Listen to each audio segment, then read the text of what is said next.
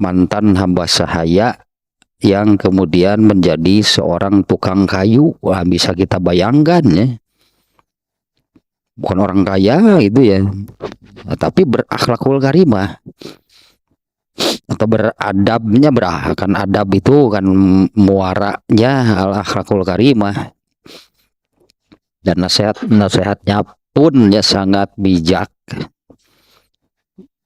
Nah, jadi ada orang yang demikian, artinya kan apa namanya ya, bukan seorang ulama, artinya bukan seorang yang berilmu tinggi, itu bukan, tapi berakhlakul karimah. Itunya kalau sering kan ya saya sampaikan, memang ada kajiannya Kitabul Adab. Nah, di mana Kitabul Adab yang kita kaji itu kan isinya menerangkan adab menurut ajaran Islam, adab Islami. Ya, adab Islam isinya kan tentang ya bagaimana berperilaku, ya bagaimana hidup berdasarkan ajaran Islam. Nah, apabila ajaran Islam itu dibiasakan hingga menjadi biasa mengakar di dalam diri, bahkan mendarah daging, nah, maka semua amalnya itu pastilah yang berdasarkan ajaran Islam. Itu yang disebut al-akhlakul karimah. Nah, ini contoh orang nih ya, Luqmanul Hakim. Nah, katakanlah bukan orang hebat, bukan orang besar, sangat sederhana, berartinya mantan hamba sahaya berkulit hitam, itu ya, berkulit hitam, mantan hamba sahaya yang kemudian setelah bebas, mantan hamba sahaya menjadi seorang tukang kayu. Nah, hanya orang yang demikian, tapi luar biasa, amat luar biasa dia, sampai kisahnya dimuat oleh Allah dan namanya dijadikan nama surat. Kalau yang lainnya nama surat yang menggunakan nama orang itu kan nama nabinya, surat Hud, surat Nuh, ya surat Muhammad gitu ya. Ada juga yang lain yang bukan nabi, yaitu Ali Imran, itu bukan nabi. Nah, yang kemarin ya sampai ke korelasi antara surat Luqman dengan surat sebelumnya, yaitu surat Ar-Rum. Nah, selalu demikian ininya polanya, ininya penulis kitab At-Tafsirul Munir ini. Apakah dalam satu suratnya, apabila dibagi-bagi gitu ya, satu surat dibagi-bagi menjadi beberapa bagian, nah, selalu diterangkan korelasi antara bagian-bagian tersebut. Nah, atau juga seperti antara satu surat dengan surat yang lainnya. Nah, di mana diungkap korelasinya, kaitannya antara satu surat dengan surat berikutnya. Nah, ini jadi menunjukkan bahwa antara surat-surat di dalam Al-Quran itu ibarat mata rantai, artinya kan. Jadi dari surat yang pertama itu kan ada korelasinya dengan surat yang kedua, dari surat kedua dengan surat berikutnya, dan seterusnya. Jadi satu kesatuan, berarti kan apa namanya, jadi ibarat mata rantai gitulah ya, jadi satu kesatuan. Yang kemarin baru pertama nih ya, korelasi antara surat Luqman dengan surat sebelumnya, ya surat Ar-Rum. Yang pertama kemarin yaitu mengenai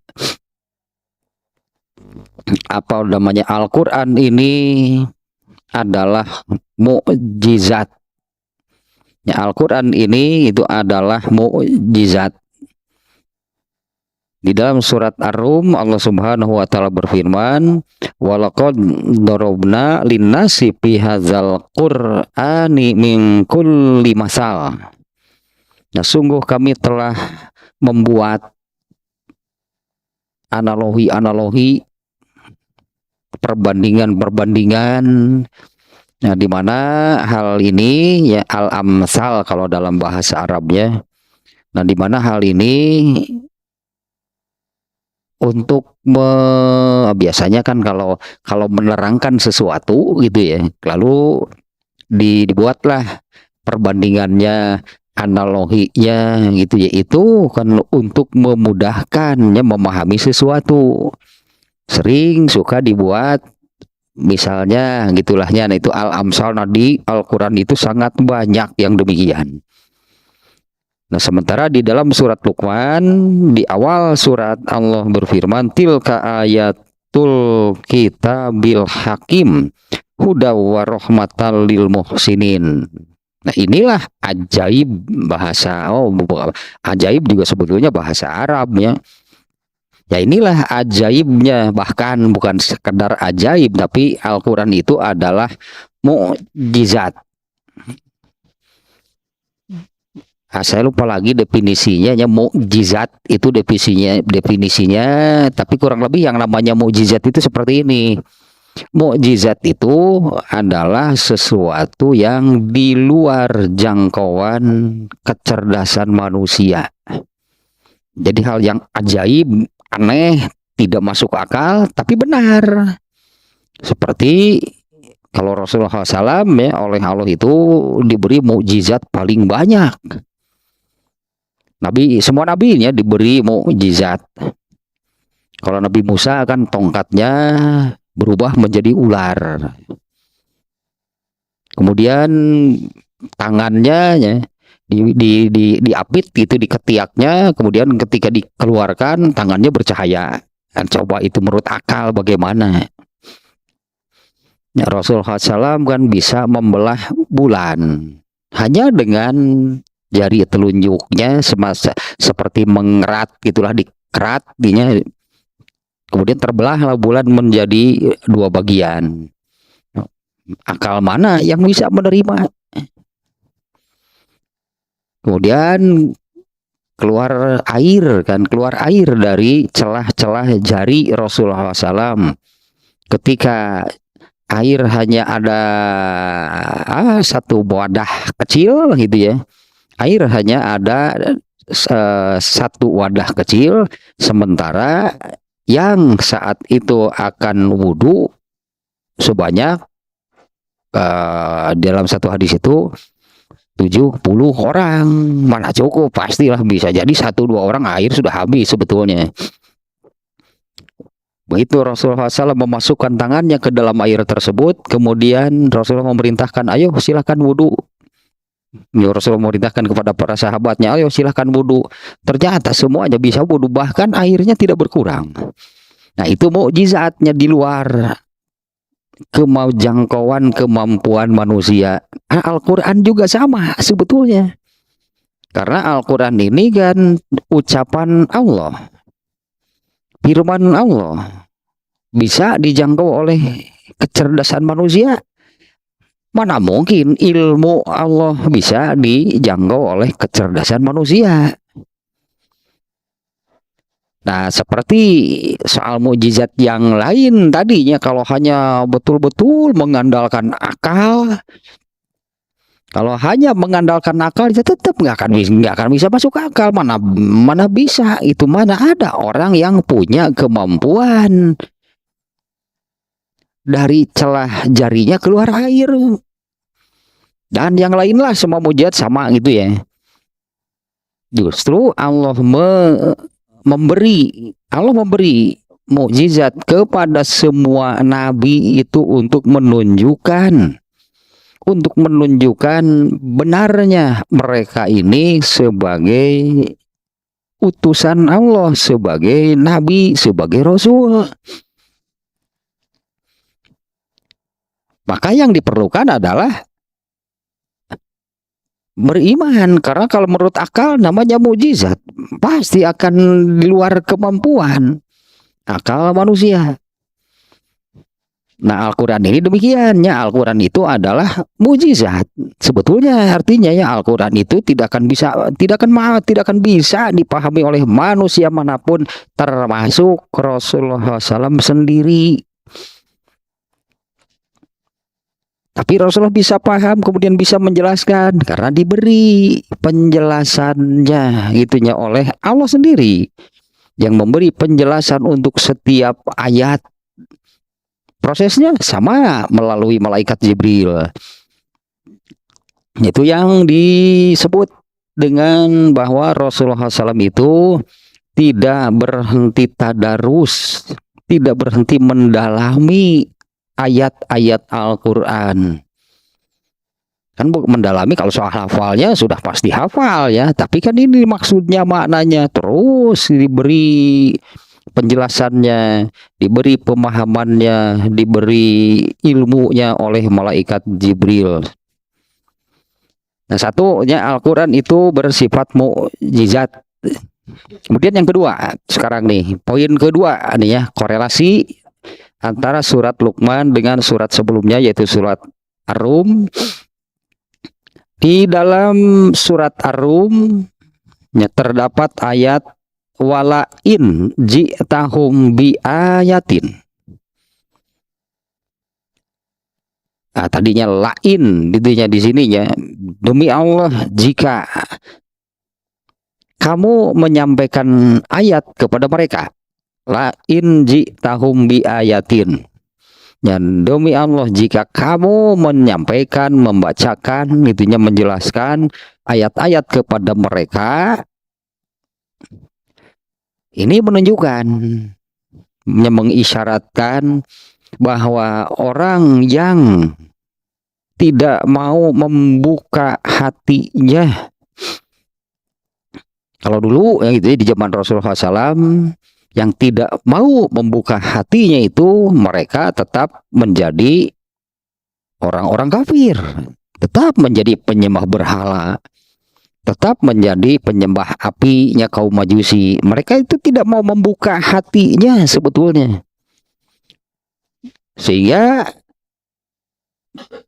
disebutnya ya tidak apa namanya, apa yang disampaikan oleh Rasulullah SAW itu tidak bisa masuk gitu ke dalam hatinya, selalu mental, karena memang tidak ada pintunya, atau pintunya itu tidak dibuka. Nah, inilah itunya orang-orang yang durhaka, orang-orang yang menolak dan mengingkari. Meskipun seperti Abu Lahab yang kalau melihat waktu gitu kan, mulai dari beliau menjadi nabi selama di Mekah kan 13 tahun. Pasti sering, artinya ya kan, pasti sering mereka ini kan mendengar, melihat Rasulullah SAW. Nah, tapi ya karena ini masalahnya, semacam Abu Lahab itu tidak mau membuka hatinya, sehingga mereka itu terus sajanya mengingkari dan menolaknya. Nah, hal tersebut nih di dalam surat Luqman itu di ayat 7. Wa iza tutla alaihi ayatuna walla mustakbiro. Apabila kamu membacakan, apabila dibacakan kepadanya ayat-ayat kami, wala mustakbiro, maka mereka malah berpaling dalam keadaan atau sambil menyombongkan diri. Wala mustakbiro itu mereka malah berpaling sambil menyombongkan diri. Itu ada kesamaan dua. Nah, korelasinya di surat Ar-Rum ya, ada ayat yang la in ji'tahum bi ayatin, jika kamu membacakan ayat kepada mereka. Nah, karena mereka hanya tidak membuka diri, maka mereka selalu mengingkari dan menolaknya. Nah, kalau di surat Luqman di ayat ke-7 ya, apabila dibacakan kepadanya ayat-ayat kami, maka ya inilah sikap mereka berpaling ya, sambil menyombongkan diri. Itu yang kedua. Kemudian yang ketiga, Allah menerangkan dirinya. Dalam hal ini Allah menerangkan kemahakuasaannya atas penciptaan seluruh makhluknya. Awal itunya mengawali penciptaan seluruh makhluknya dan mengulanginya, yaitu membangkitkan, disebutnya ya, membangkitkan, menciptakan kembali atau mengulangi penciptaannya, menghidupkan kembali ya manusialah disebutnya yang sudah mati. Ya, Allah menerangkan kemahakuasaan dirinya tentang bagaimana gitu ya. Allah artinya apa namanya, berkemampuan memulai penciptaannya ini yang juga saya ingatnya berkali-kali ini ya saya sampaikan, karena memang ada kan hadisnya yang menerangkan itu bagaimana awal mula penciptaan. Bahkan kalau di dalam Sahih Bukhari, itu ada babnya, babu badil kholqi, bab awal mula penciptaan. Banyaknya, cukup banyak nih hadisnya tentang hal tersebut. Ya, termasuk diantaranya ini yang juga tadi siangnya itu tersampaikan, yaitu sebelum Allah memulai, artinya jadi gitunya, memulai mengadakan seluruh makhluknya yang asalnya tidak ada. Allah membuat konsep dulu, merancang, merencana, membuat konsepnya dari awal sampai akhir, di mana akhirnya ini adalah abadi. Nah, dari awal itu sudah dirancang, dikonsep, di perencanaannya setelah matang. Nah, di mana kan perencanaannya ini dalam waktu 50.000 tahun. Jadi waktunya cukup lama lah, sangat lamanya artinya membuat konsep, merancang. Tentunya sangat matang ya, karena dengan waktu yang sangat lama, kemudian dengan ilmu Allah yang tanpa batas, dan kemampuannya juga tanpa batas. Artinya kemampuan itu pasti bisa gitu ya. Kalau Allah itu menghendaki berkreasi bagaimanapun pasti bisa gitu, karena kemampuan Allah tanpa batas. Nah, sebelum memulai penciptaannya itu Allah membuat konsep dulu, rancangan dan sebagainya demikian. Nah, kemudian ketika Allah berkehendak untuk memulai, ya memulailah. Dari yang asalnya tidak ada menjadi ada. Nah, karena sebelumnya selain Allah itu tidak ada, berarti dari tidak ada menjadi adanya itu tanpa bahan disebutnya. Ya bahannya apa? Kan selain Allah belum ada. Selain Allah itu segala sesuatunya itu tidak ada, lalu jadi ada. Hanya Allah yang bisa demikian. Beda dengan tukang sulap. Tukang sulap makan dari kotak kosong, tutup kain, begitu dibuka jadi ada orang. Wah, mau ini dari tidak ada jadi ada. Pindah tempat tinggi mana, tempat jalanan jadi kadinya. Kalau Allah itu betul-betul dari tidak ada menjadi ada. Nah, ini hanya Allah yang bisa demikian. Karena selain Allah itu semuanya diadakan oleh Allah dan tidak ada yang memiliki kemampuan seperti itunya yang dimiliki oleh Allah. Nah, ini Allah menerangkan kemahakuasaannya dalam hal ini bagaimana Allah memulai penciptaannya dan mengulanginya. Nah, di dalam surat Rum ini Allah tuangkan di dalam di ayat ke-27. Wa huwallazi yabda'ul khalqa tsumma yu'iduhu. Dialah yang memulai seluruh penciptaan seluruh makhluknya.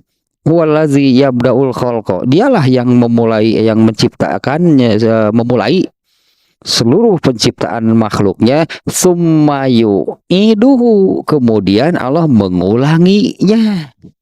Nah, ini yang mengulanginya itu yang dimaksud di sini adalah nanti akan menghidupkan menghidupkan, disebutnya kan menghidupkan kembali manusia setelah matinya. Ini kan yang berulang-ulangnya di banyak ayat yang sudah kita kaji. Ini yang sulit diterima oleh manusia, bahwa manusia itu akan dihidupkan kembali.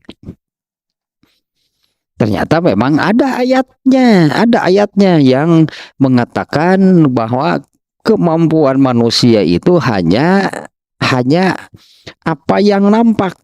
Kalau nggak salah ini kebetulannya lagi saya baca karena deres itu ayatnya etata yang menerangkan demikian. Sugan rasanya belum jauh yang menerangkan demikian, itunya bahwa manusia itu hanya berdasarkan apa yang nampak. Ya memang demikianlah itu jatah dari Allah hanya bagi manusia itu hanya mampu menjangkau apa yang nampak, sementara untuk urusan akhirat manusia itu lalai karena tidak nampak. Itu diantaranya penyebab yang menyebabkan manusia itu lalai urusan akhiratnya karena manusia itu tidak nampak. Karena akhirat itu tidak nampak bagi manusia. Yang nampak adalah apalah ya yang ada di dunia ini. Ayatnya itu mana tadi tehnya kabaca ayat itu teh. Yang manusia itu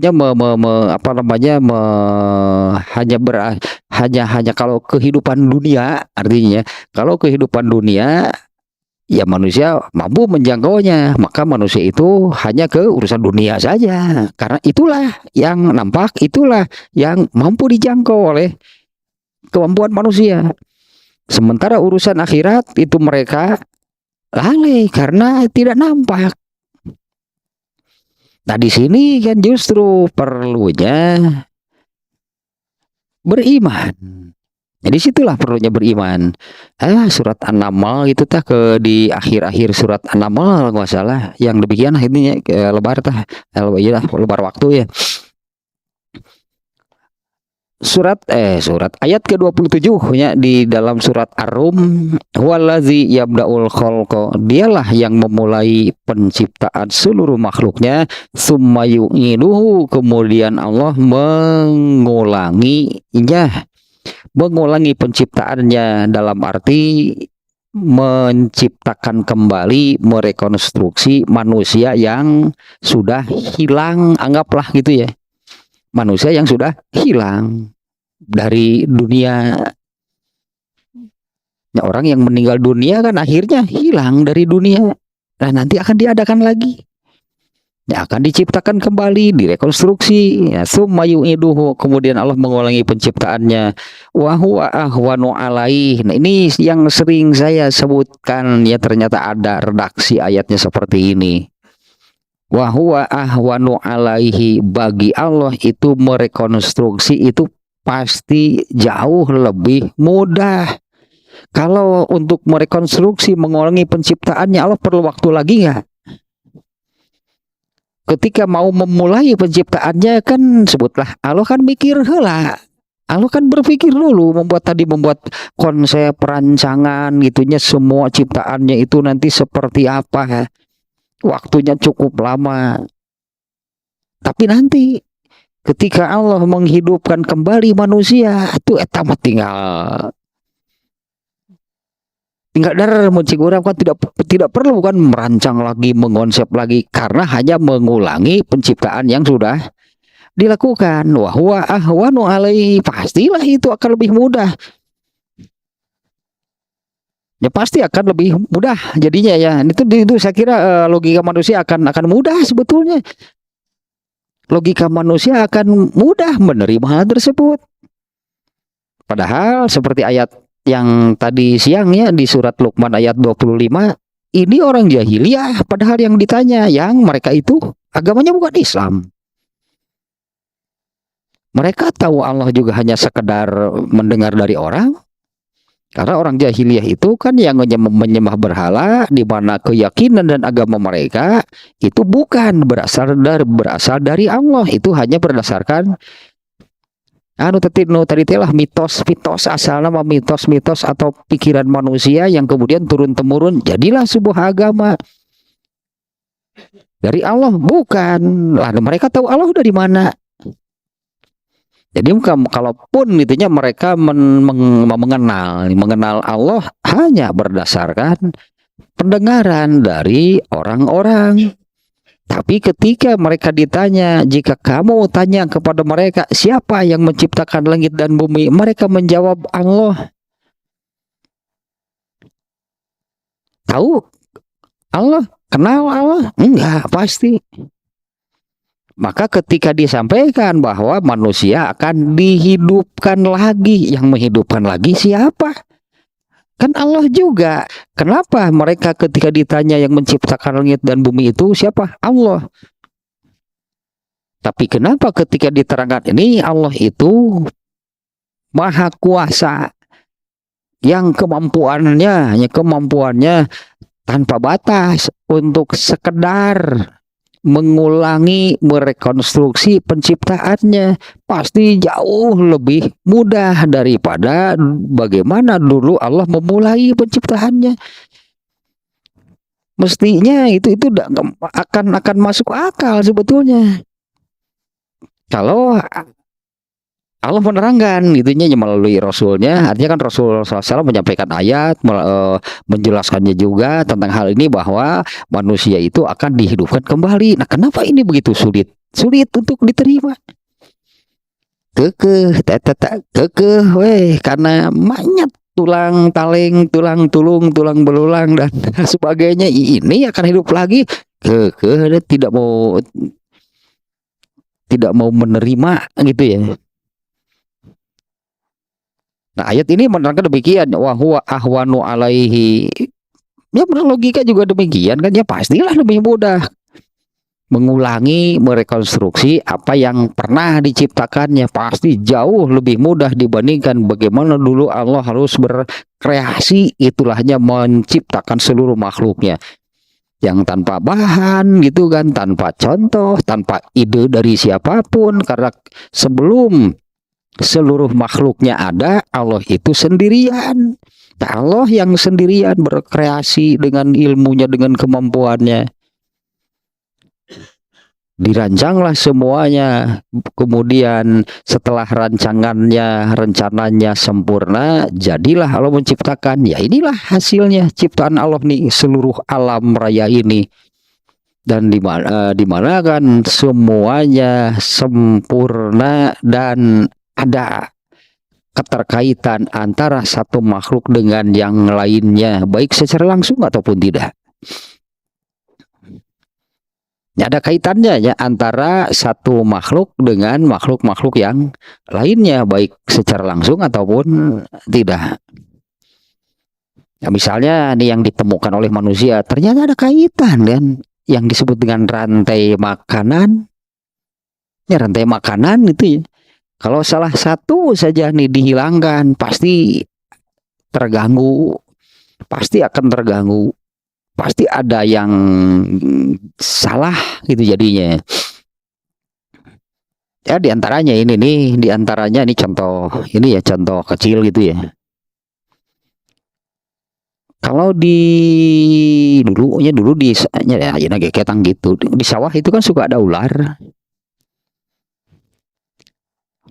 Ya orang Sunda berarti orai sawah, orai cai nyebutan deh. Nah kalau ular-ular itu kemudian sebutlah dibasmi, dihilangkan, ternyata kan tikusnya merajalela karena tidak ada predatornya, ya rusaklah gitu, maka rusaklah apa yang padi yang ditanam itu kemudian dirusak oleh tikus karena predatornya. Nah itu salah satu rantai makanannya dihilangkan. Itulah contoh kecilnya bahwa ada kaitan antara satu makhluk dengan makhluk yang lainnya.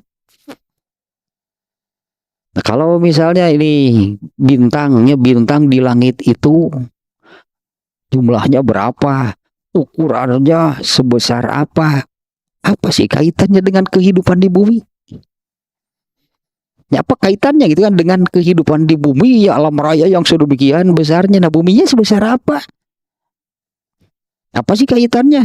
Banyak. Ternyata bintang itu banyak mempengaruhi kondisi di dunia. Termasuk musim itu ada pengaruhnya gitu dari bintang. Kemudian kalau fungsi yang lainnya ya yang Allah sebutkan adalah sebagai cahaya, sebagai hiasan. Itu di surat yang kemarin di surat 6 teh.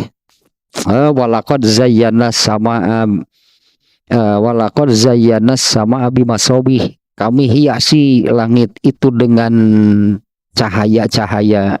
Waja'alna haruju malisyayatin dan sekaligus ya, bintang-bintang itu al-qalamnya kemarinnya. Ya al-qalamnya ya, dan sekaligus itunya bintang-bintang itu ternyata itu Allah fungsikan untuk melempar setan.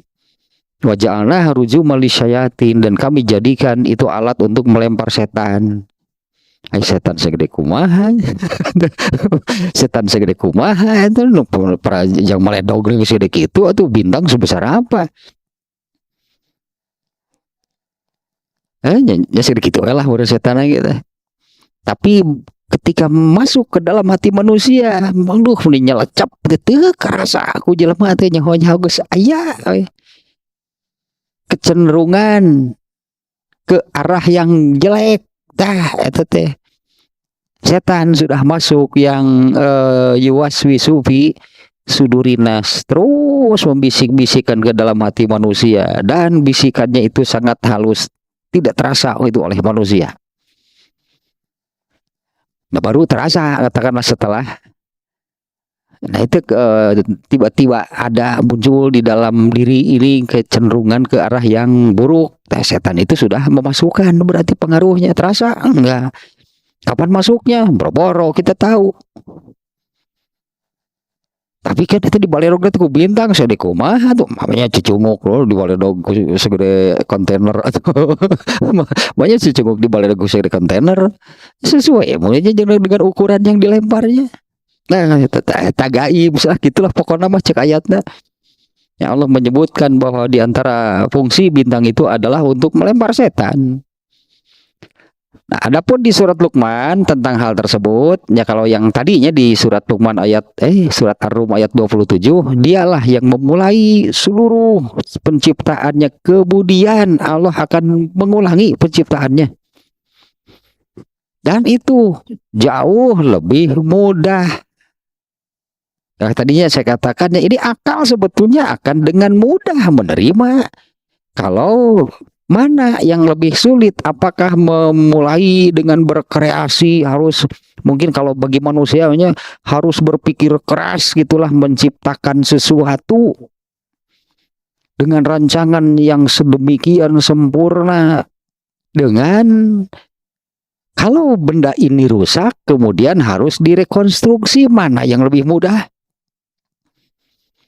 Ya kalau benda ini rusak kemudian harus direkonstruksi, direnovasi, dibangun kembali, ya pasti lebih mudah untuk merekonstruksi, merenovasi.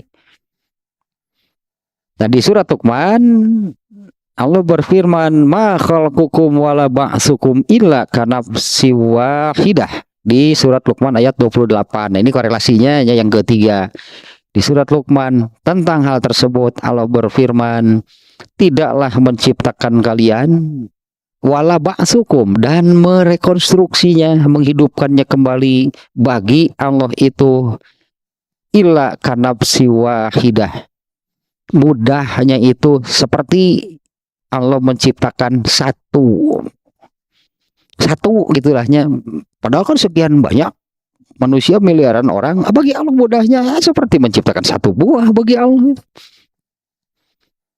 Menciptakannya di awal dan merekonstruksinya sama, ma khalqukum, tidaklah penciptaan kalian wala ba'tsukum dan menghidupkan kembali kalian bagi Allah itu kecuali illa kanafsi wahidah, kecuali seperti menciptakan dan merekonstruksinya kembali itu seperti hanya satu saja. Kemudian yang berikutnya, yang keempat, nih korelasinya. Allah menegaskan bahwa yang apa namanya ya, meyakini lah itunya. Allah menegaskan bahwa yang meyakini hal tersebut yaitu Allah yang memiliki kemampuan apa namanya memulai seluruh penciptaannya dan mengulanginya kembali. Ya, Allah menegaskan bahwa yang meyakini demikian itu hanya orang-orang yang beriman. Karena kalau tidak beriman pasti kan, nah ini kan nih yang sering dia juga nih terbawa. Karena kan alat, perangkat, ya, instrumen yang ada pada manusia itu kan hanya dua, rasa akal. Ya inilah yang akan menjadi pegangan manusia kalau tidak beriman, kalau tanpa iman. Ya rasa kan nggak sama sekali nggak bisa diandalkan. Paling akalnya. Ya paling akalnya itu kan untuk bisa menerima, itu kan untuk bisa menerima penjelasan dari Allah bahwa nanti Allah akan menghidupkan kembali, nah manusia akan mengukurnya dengan akalnya. Sementara Allah amat sangat rendah kemampuannya. Kalau hanya semata-mata berdasarkan akal, ya seperti yang tadi lah, manusia akan mengatakan mana mungkin tulang belulang yang sudah mereput, itunya mekeropos, sudah rusak bisa hidup lagi. Itu akal manusia mentok sampai di sana.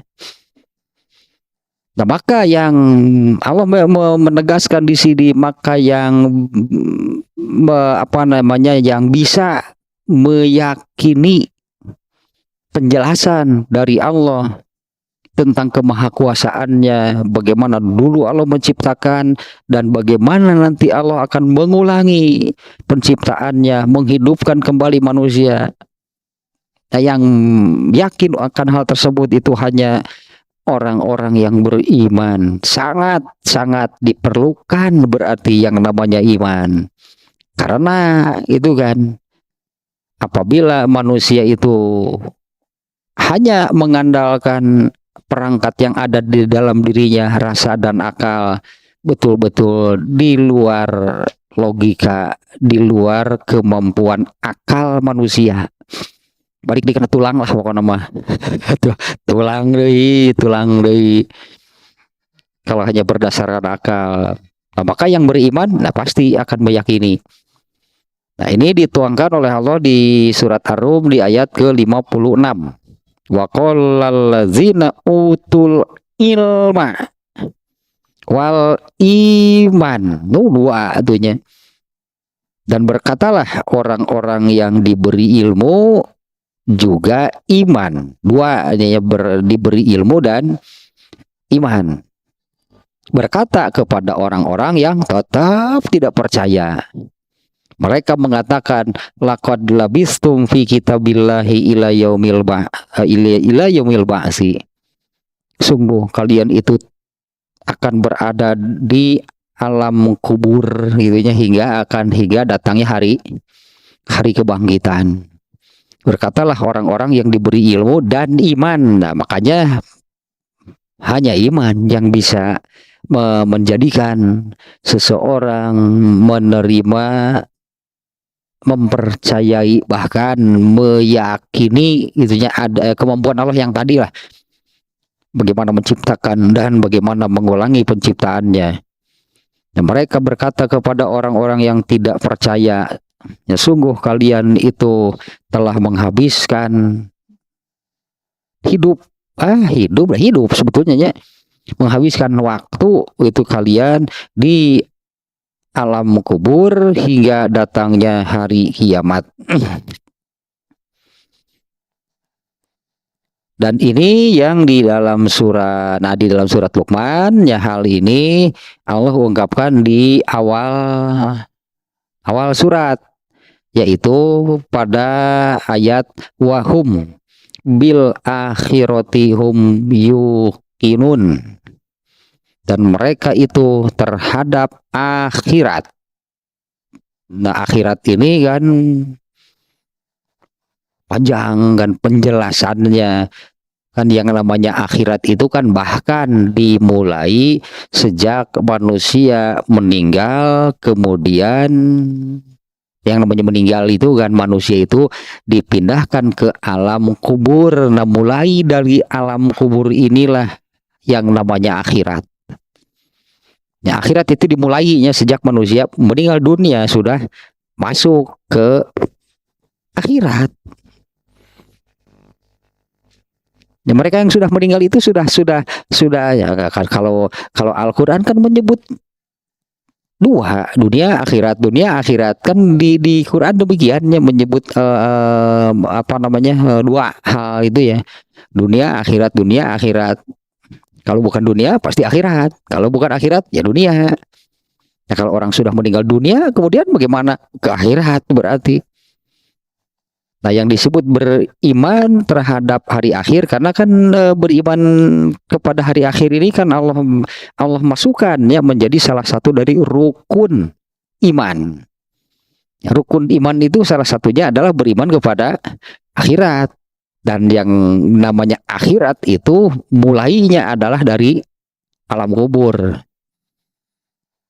Karena itu sudah gaib, bukan dituna mata. Setelah dunia kan dituna gaib, mulai dari alam kubur sampai terakhir adalah surga dan neraka. Mulai dari alam kubur, kiamat, mahsyar gitulahnya sampai terakhir itu semuanya perkara gaib.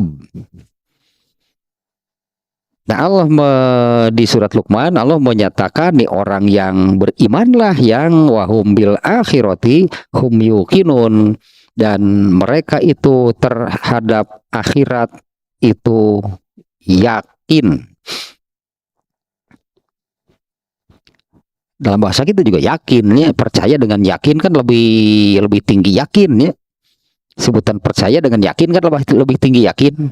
Kalau yakin itu maknanya adalah tidak ada celah, tidak ada sekecil apapun keraguan, gitulah kalau namanya yakin. Bahasa Inggris sama nah untuk antara beda gitulahnya, antara percaya dengan yakin. Kalau yakin itu percaya yang tidak ada sekecil apapun keraguan. Nah, contohnya hanya ini untuk misalnya Abu Bakar itu kan sejak awal dia percaya ketika Rasulullah SAW sebutlah jadi nabi, percaya Abu Bakar. Banyaklah kejadian yang seolah-olah di mana kejadian itu bisa jadi meragukan gitu, bener nggak gitu ya, bener nggak, banyak kejadian yang sebetulnya bisa menimbulkan keraguan. Abu Bakar nggak pernah ada muncul keraguan sedikit pun dengan berbagai macam peristiwa kejadian apapun. Nah, itulah istimewanya Abu Bakar yang sampai diberi gelar Siddiq. Dari awalnya Abu Bakar itu tidak pernah gitu dengan kejadian apapun gitunya, andai ada kejadian yang menimpa dirinya sampai bagaimanapun Abu Bakar nggak pernah mengeluh ini pasti benar. Abu Bakar seperti itu orang luar biasanya merekanya. Orang Gaza coba seperti apa yang mereka alami setiap hari, apa itu mengurangi keimanan mereka, mengurangi keyakinan mereka? Enggak. Ada satu orang yang kena kena apa gitu, kena reruntuhan, kena pecahan apa yang sampai berdarah, keluarganya hilang semua, malah tambah yakin mereka ini. Dan itu sampai ke anak-anak kecilnya juga demikian gitu ya. Luar biasa nih orang Gaza nya kuat gitu, betul-betul mereka ini orang-orang hebat. Jadi lihat di tayangan demikian ya, dengan peristiwa sekarang kan banyak korbannya saja kan yang meninggalnya sudah Sekarang ini 23.000 yang meninggal itu dibom oleh Siriwil. 23.000 orang lebih. Ada satu orang yang semua keluarganya meninggal, yang jumlahnya ada yang 20 orang anggota keluarganya. Apa ini mengganggu keyakinan mereka? Enggak, justru mereka semakin yakin. Begitu yakin semua saudaranya ini syahid. Kalaupun syahid tidak perang atau syahid kena tertimpa reruntuhan, kan mati syahid. Nah itu dia begitu yakin. Kita bayangkan Abu Bakar dulu seperti apa sampai mendapatkan gelar As-Siddiq, menjadi orang terbaik dari umatku adalah Abu Bakar. Nah, tak yakin dulu itu tah yakin ini wahum bil akhiratihum yuqinun, terhadap akhirat mereka yakin. Pasti sebetulnya penjelasan tentang akhirat ini jauh di luar jangkauan kemampuan akal manusia. Makanya di korelasi keempat nih ya, Allah menegaskan bahwa orang-orang yang mempercayai, meyakini hal tersebut hanya orang-orang yang beriman. Nah, di surat Ar-Rum Allah tuangkan di ayat ke-56, ya di surat Luqman, yaitu di ayat yang ke-5, wahum bil akhiratihum yuqinun. Kemudian yang kelima nih, korelasi kelima di dua surat ini, ya Allah menerangkan keadaan orang-orang yang durhaka. Kalau di zaman Rasulullah SAW kan orang yang durhaka itu nggak ada lagi, orang kafir. Kalau orang Islamnya ya para sahabat, berarti para sahabat kan luar biasa semuanya. Para sahabat itu meskipun dengan punya tingkatannya masing-masing ya, seperti kan yang terbaik adalah Abu Bakar.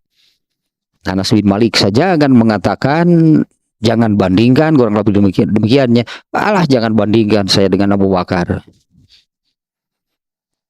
Tapi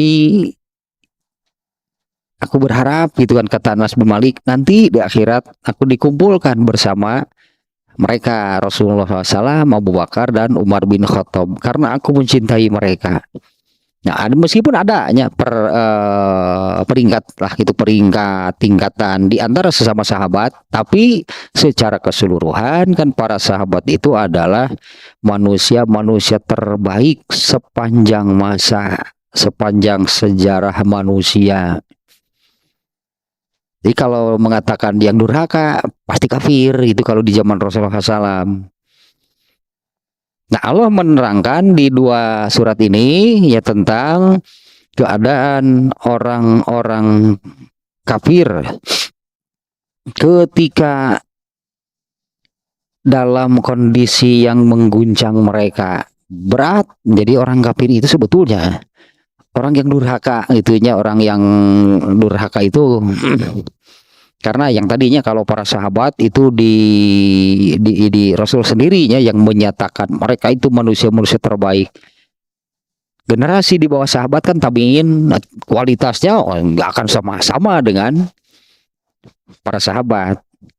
Nah, kalau di generasi mulai dari generasi tabiin sudah ada orang Islam yang durhaka, orang Islam yang menyimpang dari ajaran Islam, ya durhaka.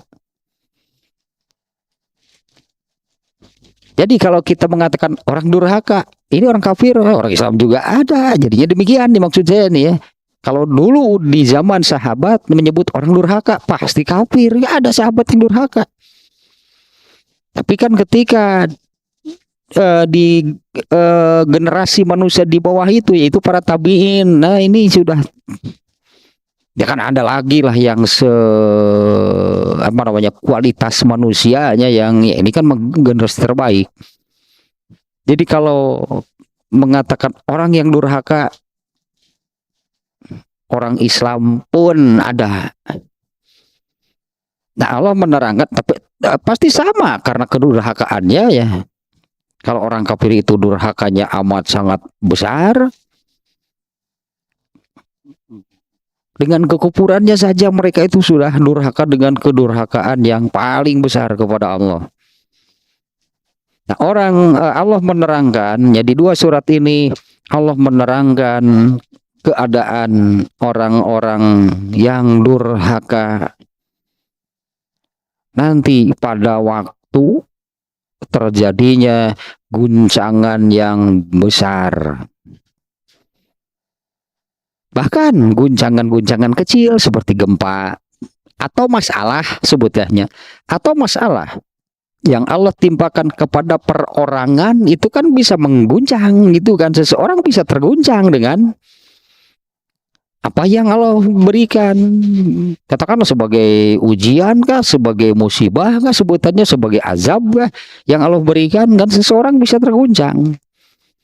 Nah, kalau orang-orang yang durhaka diberi sebetulnya yang kecil saja, mereka itu mudah terguncang.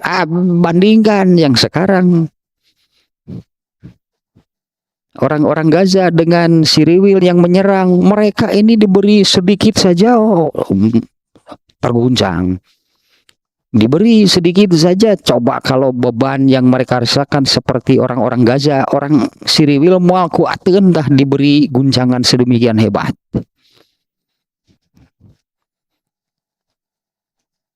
Baru dilempari dengan batu saja sudah. Itu contohnya nih ya, ini banyak lah tayangannya, banyak di tayangan yang demikian ya. Mereka itu mau menyerbu, ternyata begitu dilawan dengan batu saja mereka itu sudah ketakutannya luar biasa. Nah, apalagi nantinya pada waktu guncangan yang besar. Nah, di dunia saja seperti ini. Wa iza massan nasa durrun da'au rabbahum munibina ilaihi. Nah, apabila kemalangan, kesulitan, kesusahan itu menimpa manusia, maka mereka akan menyeru kepada Tuhannya dengan sigana teh leuwih keneh khusyuk siriwil lamun keriweuh manehna ngadoa ka Allah teh sigan nya dari kaceurik.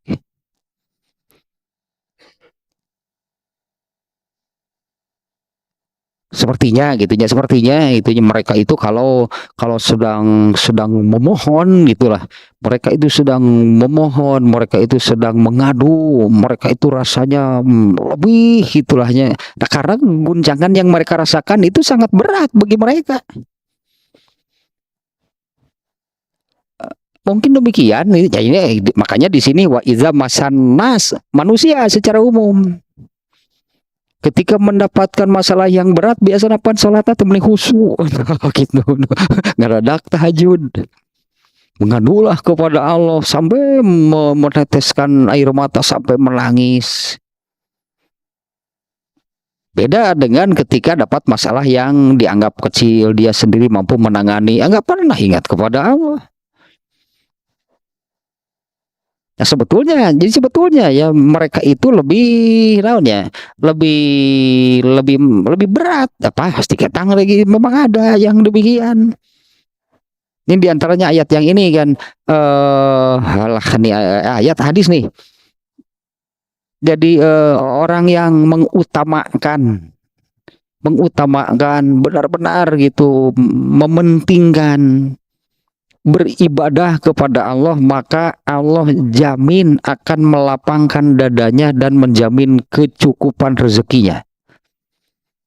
Nah, mereka kan nantinya punya kelapangan dada ini dari Allah nih.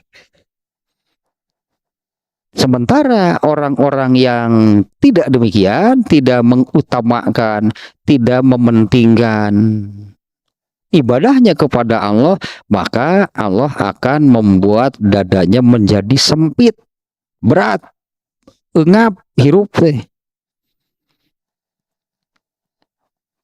Makanya ketika dapat masalah sedikit saja, waduh, merasa ripuh, dan memang dibuat demikian. Kondisinya demikian, yaitu Allah menyempitkan dadanya, nyain engapan ripuh. Apa doa enggak teripu, beda dengan yang bisa bernapas dengan lega. Ya orang nu enggak ripuh, tak eta teh gambarnya demikian. Allah menyempitkan dada mereka dan Allah tidak menjamin gitu kecukupan rezekinya. Nah, ayatnya demikian ya, apabila kemalangan itu menimpa manusia di secara umum, da'aw rabbahum munibina ilaih, maka manusia itu akan menyeru Allah, mengadu kepada Allah, memohon kepada Allah dengan siga nu nya, tahu cek ayat ieu siga nu nya jelema mah kitu nanti. Jika nu betul gitu ari keur butuh mah jangan jika nu nya wae siga nu nya cek Allah teh air mata buaya paling gitu diantep merukan ku Allah teh. Kenapa? Ya, karena dia kan orang yang durhaka. Dia merasa berat, disebut atau merasa wah terguncang dengan dia sakit itu. Ya di hadis tadi sebetulnya gitu demikian. Kalau yang mengutamakan, artinya kalau yang mementingkan, mengutamakan beribadah kepada Allah, yang namanya beribadah itu kan disebutnya semua ibadahnya bentuknya apapun yang manapun ibadah itu adalah jalan, cara untuk taqarrub, untuk dekat kepada Allah. Nah, orang yang dekat Allah pastikan kebagian banyak, benar nggak? Itulah logikanya, orang yang dekat kepada Allah pasti kebagian banyak dari Allah. Sementara orang yang jauh dari Allah, kok mau hayang acan mah? Nah, orang yang jauh dari Allah itu tak acuh kepada Allah. Ya iya nggak kebagian apa-apa. Tapi ketika dapat masalah, muni cek Allah tiap kayak gitu lah air mata buaya lah. Tapi kan oleh Allah tuh diuji lagi, diberesan masalah cing ari geus beres kumaha balik deui jelema mah cara rengos deui ara roces deui gitu deui dan cek Allah teh tinggi anu batu kitu tunggu tanggal mainnya halus ya cek Allah teh gituan aduh karena rasep karena rasep ya saya gitu aja tuluy. Nah di surat Luqman ya ini jadi hal tersebut dituangkan di surat di ayat 32. Wa iza ghasyahum maujun kadzulali da'awullaha mukhlishina lahuddin. Nah ini Allah menggambarkan orang yang sedang berlayar itu di lautan, lalu ditimpalah ombak yang menggulung, besar menggulung disebutnya. Nah, dalam kondisi demikian, apalagi kalau hujan badainya, ombaknya sangat besar, hujan badai, kondisinya mendung yang gelap, pokoknya terasa angker lah situasinya, mengerikan. Da'awullaha mukhlishina lahuddin, mereka menyeru Allah dengan mengikhlaskan agamanya. Apakah masih gede betul nggak ada ikhlas hari tamah? Ngadadak merasa dekat, ngadadak tulus gitu memohon nanti kepada Allah. Nah kan itu nage ayatnya falamma najahum, ketika kami selamatkan mereka, faminhum muqtasid, sedikit saja yang hal itu membekas, hal itu yang menyadarkan mereka. Ya, muqtasid itu artinya hal itu menyadarkan mereka bahwa benar itu Allah itu memberi pertolongan. Fama yajhadu bi ayatina, lanjutannya itu ya, dan tidaklah orang-orang yang durhaka terhadap ayat-ayat kami kecuali illa kullu khotarin kafur, ya iyalah orang-orang kafir, orang-orang yang durhaka. Nah itu kondisi manusia itu demikian ya, secara garis besar kondisi manusia itu demikian, bahwa apabila ditimpa kemalangan, kesusahan, maka barulah gitu mereka ini mendekat Allah, mendekati Allah, memohon pertolongannya, ikhlas. Itu lebih cerik aslina lebih gitu dehnya ketika dapat masalah mah. Ya itu nunggu nutara tahajud dia tuh ngadadak tahajud, mohonnya itu sambil menangis. Nah banyak yang demikiannya, ada cek ayat lagi kieu nah. Apabila kalau di surat Luqmannya ya di Allah menerangkan orang yang sedang berlayar lalu ditimpa kondisi yang demikian, ya kondisinya hujan badai, kemudian mendungnya sangat gelap, ombaknya yang menggunung, barulah mereka menyadari hanya Allah yang bisa menyelamatkan kita, maka menyerulah kepada Allah. Nah, secara umum demikian manusia, tapi setelah diselamatkan, balik lagi itu hidupnya itu lepas gitu, hidupnya itu lepas dari Allah. Kami ngait ke Allah nanti lamun kieu tah. Kalau dalam kondisi seperti ini barulah mereka mendekati Allah. Begitu selesai selamat dari kemalangan, dari kesusahan tersebut, maka manusia itu akan kembali lagi ke kondisi sebelumnya. Kemudian yang ke-6 nih, sedikit lagi nih. Kemudian yang ke-6 ini tentang orang yang apa namanya ya?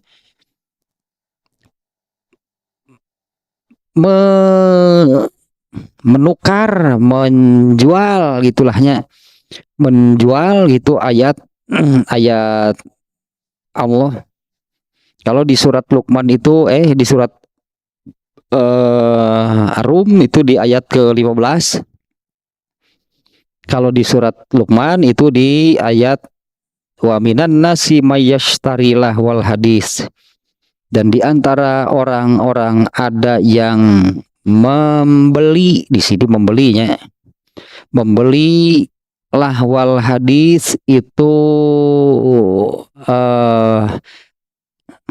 ucapan Al-Quran ini kan ucapan juga gitu kan. Kalau ini itu yang dibeli, yang diambilnya itu adalah lahwul hadis, ucapan-ucapan, perkataan-perkataan yang melalaikan, yang mengalihkan gitulahnya, yang membelokkan itu manusia dari jalan yang lurus. Maksudnya adalah kalau di surat Luqman ini liyudilla an sabilillah wa minan nasi mayyashtari lahwal hadis. Kalau di sini lebih persisnya memilih gitulahnya. Lebih memilih lahwul hadis itu adalah ya ucapan-ucapan yang malah memalingkan, mengalihkan, mengeluarkan manusia dan bertujuan untuk liyudilla an sabilillah, dengan maksud menyesatkan orang dari jalan Allah yang lurus. Ya di apa namanya ya, jadi banyaknya orang memunculkan ucapan, omongan yang malah ini yang dipilih gitu kan dari manusia nih. Disebutnya di sini lahwul hadis. Ya, ucapan-ucapan yang melalaikan, yang membuai, yang melenakan mereka, liudillah sabilillah, untuk menyesatkan manusia dari jalan Allah. Banyak nih yang dimunculkannya omongan-omongan, perkataan yang lahun disebutnya. Nah, di mana ini pasti namanya di lahun ya. Pasti hal ini akan melalaikannya dan membelokkan manusia an sabilillah, dari jalan Allah. Setelahnya ada korelasinya ya, antara ada kesamaan ya, ada kemiripan gitu apa yang ada di surat Ar-Rum dengan surat Luqman. Artinya ada 6 poin lah. Sehingga ya itu disebutnya oleh penulis kitab At-Tafsirul Munir ini munasabah, ini korelasi, ini keterkaitan gitu antara surat Ar-Rum dengan surat Luqman. Ini ada beberapa poinnya yang ada korelasinya, ada kemiripan, itu ada kesamaan ya.